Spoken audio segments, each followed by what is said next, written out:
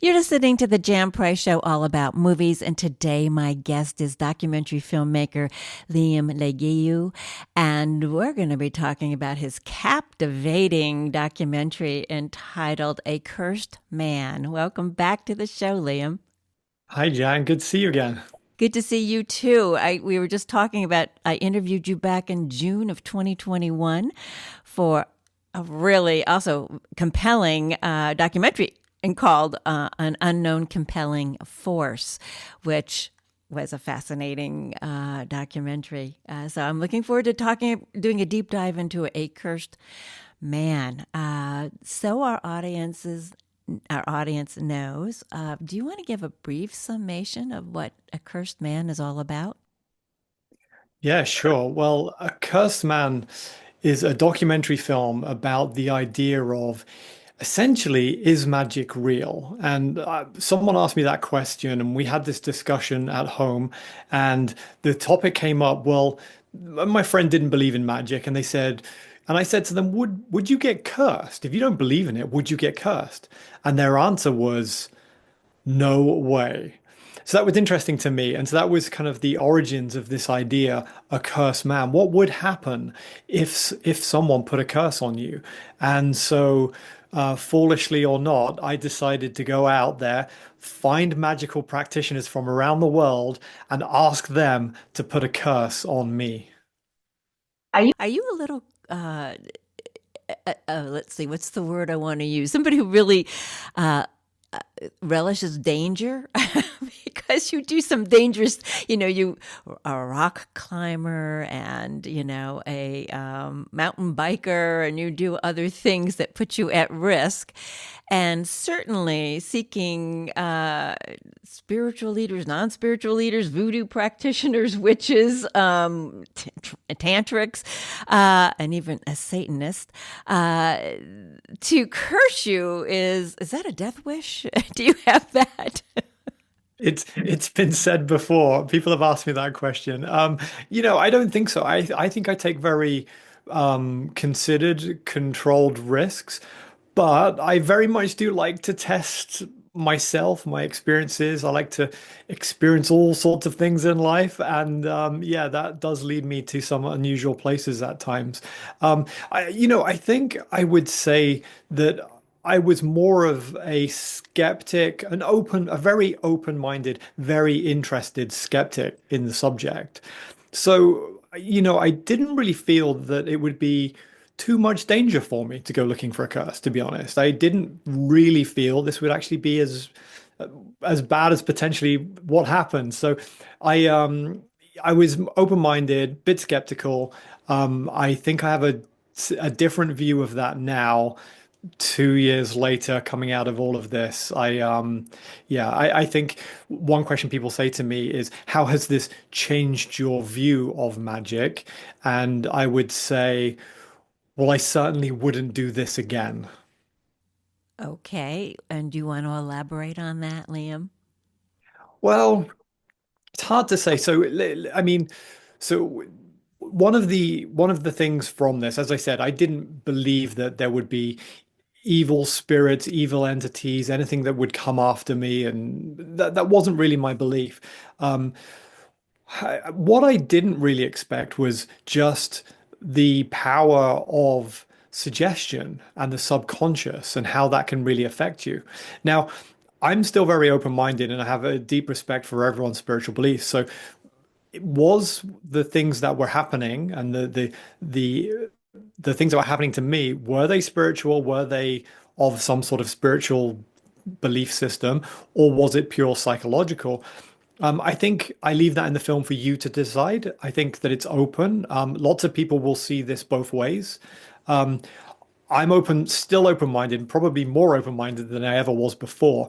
But what I can say was I was beginning to suffer some real negative effects in my life from doing this. Yeah, I mean, I don't want to give too much away because this is an absorbing documentary. You're just pulled right in and you're staying for the ride of your experience. And I also want to say it's beautifully, beautifully photographed. The production design on this is exquisite, and that keeps you right in there too. It's one that you don't turn away from. You're just fascinated on your journey and what you are going through. But after so many people told you were absolutely crazy to do this, and you still went ahead, what were you thinking? Were you just doing it because it was a documentary and you figured, hey, I have to do this documentary. I've got to finish it? Or what was going on in your head there, Liam? Yeah, there's an element of that, right? When you have a project and you have a concept, you want to see it through. It did pick up momentum and it did start to feel like a runaway train. Like this was happening and we were going to this country and that country. So we found a witch's coven in California initially. Then we went to New Orleans and we found voodoo practitioners and hoodoo practitioners in New Orleans. We went to India where we found tantric magical practitioners there, and we looked at their magical practice. And then we went on to Mexico and found someone who aligns his spiritual practice with Satan. Not that's not for everyone. That can certainly scare a lot of people. But he sees his practice as more of a positive, more of a help for people. But in many of these practices, there are some negatives, such as curses and negative magic. So that's what I was looking for. Um, so yeah, we traveled to all these places. As I said, it felt like a runaway train at times. There were definitely moments where I really was questioning, what on earth am I doing? Have I gone too far? Um, but yeah, I think that I wanted to see it through, and I kept reminding myself my idea from the beginning that I was skeptical and I didn't believe this would have an effect on me.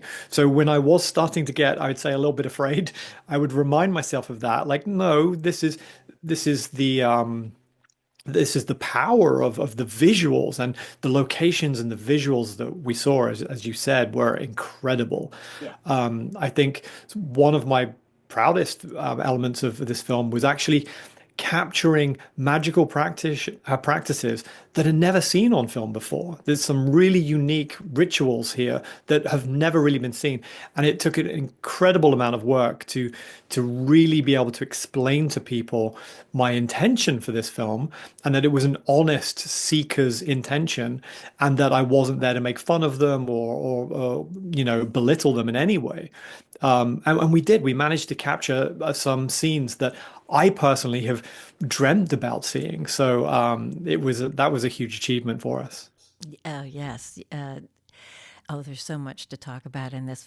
I want to ask you, how did you find all, the witches, the voodoo practitioners, and tantrics, and the Satanist shaman in Mexico? How did you find and locate each one of them, and how did they feel about being filmed? Yeah, I mean, it was very difficult. I started in the US, reaching out to magical practices in the US because that made sense for me because that's where I'm based. I'm based in Los Angeles.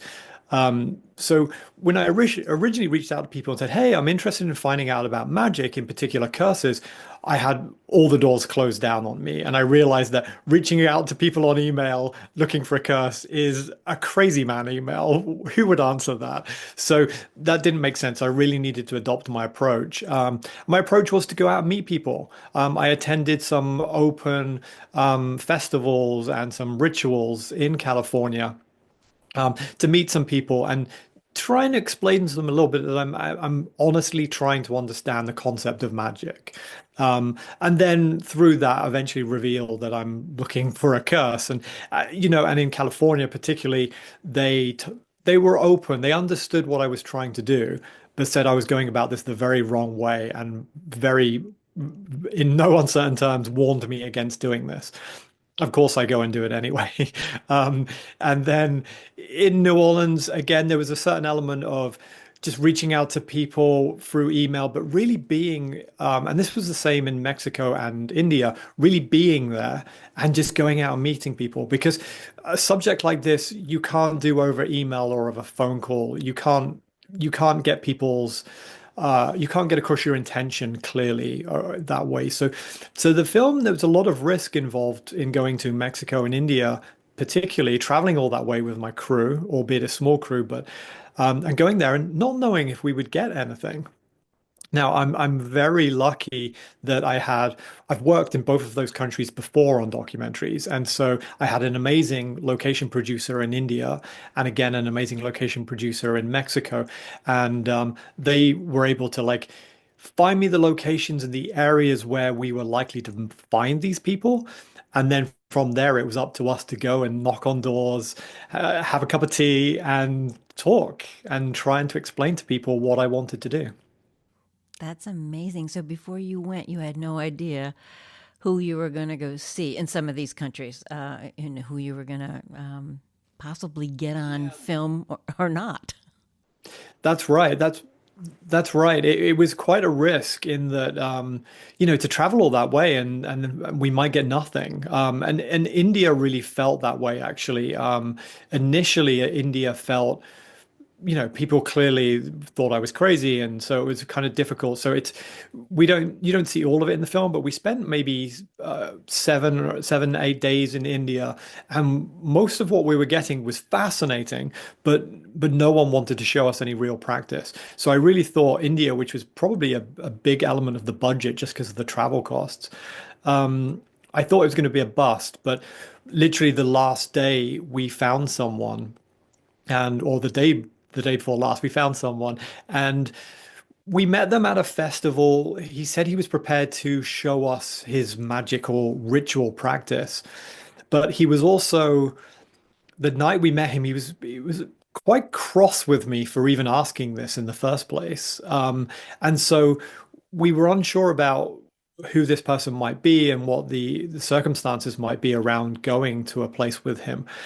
And in fact, people in the area said he was new to the area, and they said you need to be careful going off into the jungle at night with a magical practitioner in a foreign country with wild animals, and you could get yourself into some real trouble. So there was actually a big moment the night before we chose to go to this ritual place in the mountains. There was a big moment where my crew had real concerns. They were actually trying to talk me out of doing it. Um, in fact, one moment that isn't in the film was I called my wife that night and said, "Hey, I'm thinking of going up this mountain with this magical practitioner. There are some question marks about this, but I'm planning my exit route. I'm planning my safety, and I may be going alone because I'm not sure I want to take my crew up there. I might just take a small camera myself and play this out." Um, that was potentially a dangerous option. Now, fortunately for me, the next morning, I clearly told my crew I wouldn't ask them to go up with me if they didn't feel comfortable. Um, the next morning, my crew had kind of decided that they wanted to come up, and yeah, so and I say my crew, really, it's just the whole shoot was really just two camera operators who I've worked with for many, many years, wonderful filmmakers, documentary filmmakers, and cinematographers. And it was the two of them and I were really the backbone of shooting and making this film. Anyway, and needless to say, the travel up the hill in India turned out to be fine. It was a wonderful experience. There comes a certain amount of fear around people who practice magical practice sometimes, and you we're conditioned from movies and particularly horror films, which I'm a huge fan of, but we're conditioned to expect the worst from some of these people. Um, but that's probably a good point to say, actually, across the board. 100% of the people we spoke to, even those that do have some negative magical practice, such as curses, 100% across the board, they were all about their work is for positive. Their work is to help people. Their work is to have love and joy in people's lives. It's not negative, it's not dangerous, and it's not curses. But they do have that as a up their sleeves, as it were. And so that's what I went looking for. And you would think, people would want to, let's say somebody wanted he was angry with someone and wanted to put a curse on them. I wondered if that's what they would do or not. I don't think many people ask to have a curse put on themselves. So, and I mean, I want to go back because the two in New Orleans, the voodoo practitioners, the one who actually did put a curse on you, that was really, truly fascinating to watch how what he did, how he did it, how he felt about it. Afterwards, I thought that was very, very interesting. And then the other man that you went to see who said, "Don't contact me when he's dead." Right. Right. That was one of my most difficult interviews personally to do because, I as a filmmaker, I love making films about people and meeting people. It's one of the things I enjoy most about my work. The last thing I want to do is upset people and annoy them. And so that second person you talked about, uh, Prince Ty Emeka. He is a voodoo practitioner in New Orleans, a wonderful established voodoo practitioner. And I went to see him and I asked him, would he put a curse on me? And he got quite cross with me because he thought what I was doing, probably rightly, was stupid and ridiculous. And he genuinely feared for my safety.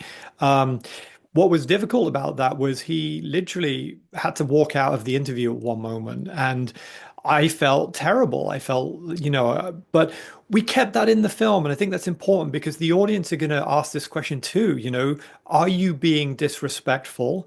Is this, are you making fun of other people's practices? But I wasn't. And so I kept this in to show the audience that I'm very mindful of people's views and I fully respect Prince Ty's view on that. But I'm still trying to seek and understand the nature of magic and how much reality can that have upon us. So I went to another practitioner in New Orleans, and Sen Elias is his name, and he practices hoodoo. And there's a slight difference between voodoo and hoodoo, and I'll let them explain it, but and you can see a bit more about that in the film. But Sen Elias has a really interesting approach to it, and he and another voodoo practitioner we speak to in the film, they both talked about the reason why they might have negative magic. It's not that they practice it very often or that's not what they're about. They're about helping people. But they have a system where, as African Americans in America, there's been a history of oppression and slavery in America. And so using this practice was a way to self-defend themselves. So that's why they have this practice. It's an element of self-defense from, particularly from a time gone past. And, politics aside, whether and how much that's changed for them, they have this practice. It's self-defense. So that's why it exists. It's not about attacking people. It's not about doing evil things for evil's sake. It's about self-defense. And so I understand and respect that. And so he was open to the idea of showing me how and what that might look like. What was really interesting was when he did that practice, he was such a wonderful, charming, warm, friendly guy. I had a fascinating chat with him. It was wonderful. But as he got into the practice of creating this charm, all wrapped around a coffin nail with clips of my hair and a whole bunch of his ingredients, as he was putting it together, his energy changed. He was channeling his spirits, negative spirits, and his demeanor changed. He became a different person in a way, and that to me was powerful. And that was the first moment where I felt, whoa, what have I done here? This is getting real. And I know my crew, not in the film, but I know my crew afterwards. He had this lotion, which was a cleansing lotion, which after he had done the spell, he placed it on himself to clean himself of the negative energies he just conjured. My crew dived in there and they were pushing this all over themselves as well. My one of my cameramen, Sam, was pouring this lotion around his neck and he couldn't get enough of it. So meanwhile, I was wearing this charm around this coffin nail around my neck. And, I wore that or kept that with me over the next 6 to 9 months whilst going through this process. So he performed that curse, and then you had, well, I don't know, you had others too, but that one seemed to be the most powerful one, the one that he did on you, maybe because you had, to wear, this whole thing was wearing around your neck, that it felt more powerful than the other ones. At what point, and again, I don't want to give too much away in the film, but at what point did you go, okay, I think I've gone too far now? I think I need to, it's now time for me to maybe reverse this because I'm seeing things are going negatively in my life. But also, did you know that you had a way to end this curse if you wanted to going into it? Mm. So that speaks of my naivety again of this, in that, I said at the beginning, I wasn't sure I believed in any of this. So I didn't plan as far ahead to how would I get out of it if it did work. Stupid of me, perhaps, but I wasn't really planning for that. So when things went too far, I had this curse on me, and there were. It's interesting. There are lots and lots of things that start to happen. Loads of filmmaking pitfalls were happening. We almost didn't get into India at one point because I thought our entry visas were out of date and all sorts of issues. But those sorts of things naturally happen. But you do start to wonder, oh, I've got a curse. Is this part of the thing? And so these things were happening, and I wasn't thinking too much of them. We went to Mexico, and this was a different one. I met with the chap who practices works with Satan as his belief system, and he said, "I will introduce you to a portal where you can speak to Satan and create a pact yourself with Satan." I think this was the moment where the train was running away, and I was just saying yes and doing things, and it happened before I'd even know it had happened, and I'd done it, and I'd entered into this pact with Satan. Um, After coming back from that, I started to feel the change in me. So it was a combination of both of the pact and the curse. I started to feel the change in me that every time the phone rang, I would think, what's happened? My psyche was changing. Every time I got in the car and the brake lights in a car in front of me went up, and I panicked and was braking harder than I normally would. I just started seeing everything as a problem. And so it was becoming scary, particularly if my wife came home late from work. I would be worried. I hope there wasn't any traffic accidents nearby. My whole psyche was starting to see problems. And that's when I realized I'd done something. I'd done something, a shift in my psyche, that now I'm expecting something bad to come. And if you're constantly looking for something bad to come, it's probably going to happen. Um, Added to that, I started having the most terrible dreams. I mean, I was really losing sleep. I was struggling with working in the edit, trying to put the story together, but I was struggling to sleep. And actually, I allude to this in the film through visuals, but we don't necessarily speak to it completely. But I had one of the first ever dreams where I woke up and was completely paralyzed. I couldn't move. And I swore I saw a shape in the doorway, our bedroom doorway, and I couldn't move. And it was absolutely terrifying, absolutely terrifying. And I think that dream in particular was one of the ones where I said, I think I need to do something. I think it's like a thread in a sweater coming undone, and I could feel the thread pulling and picking up momentum.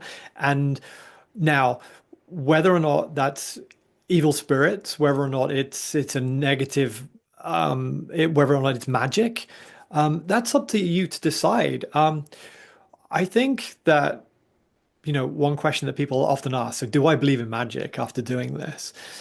I would say it really depends on what your definition of what magic is. We don't understand the power of our minds and the power of intention.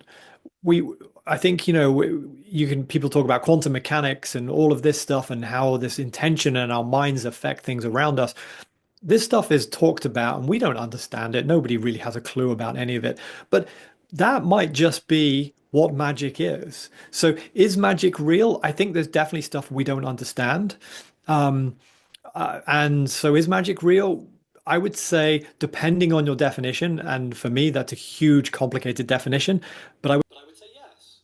Yeah, interesting, interesting. I want to talk a little bit about your wife because you must have a very understanding wife to have let you do this. I think I would have said, "What are you crazy? Are you out of your mind? you know, do you want to end our marriage?" So, she was very understanding. You have her a little bit in this, but I want to know more. What's really going on for her? Maybe I should talk to her. But anyhow.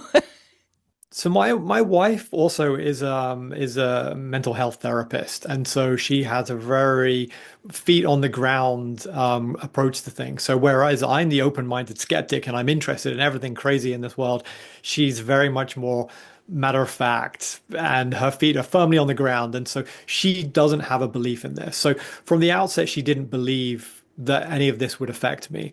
So she wasn't too concerned. She's obviously concerned about me going to dangerous places, looking for people we don't really know who have this belief system of what they might do, that we don't know. I mean, it's sad to say, I certainly am not calling people who believe in magic crazy at all. I don't believe that at all. But there are crazy people in the world.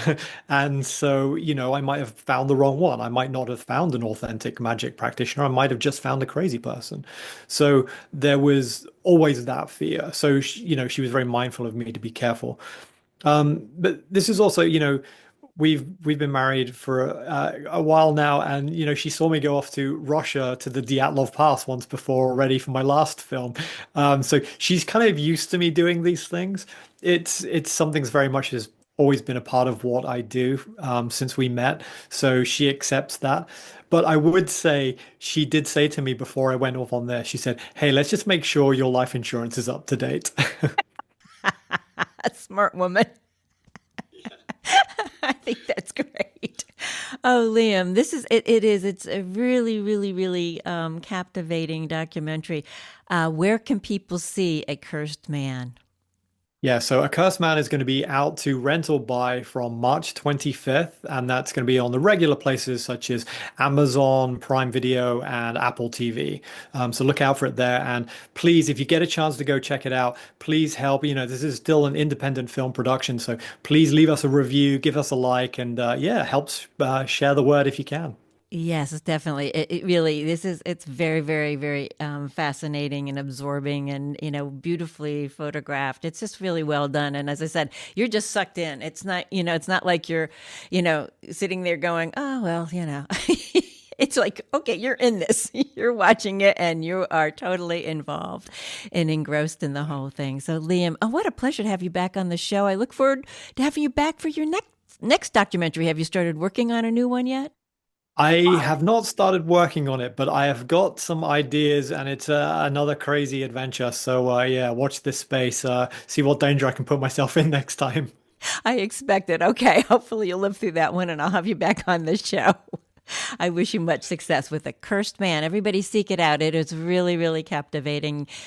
You'll have, yeah, it is. You'll have a lot of questions for yourself after you watch it too, which is always fascinating too. So thank you, Liam. Appreciate it. Good to see you again. You too. Thank you so much. Thank you.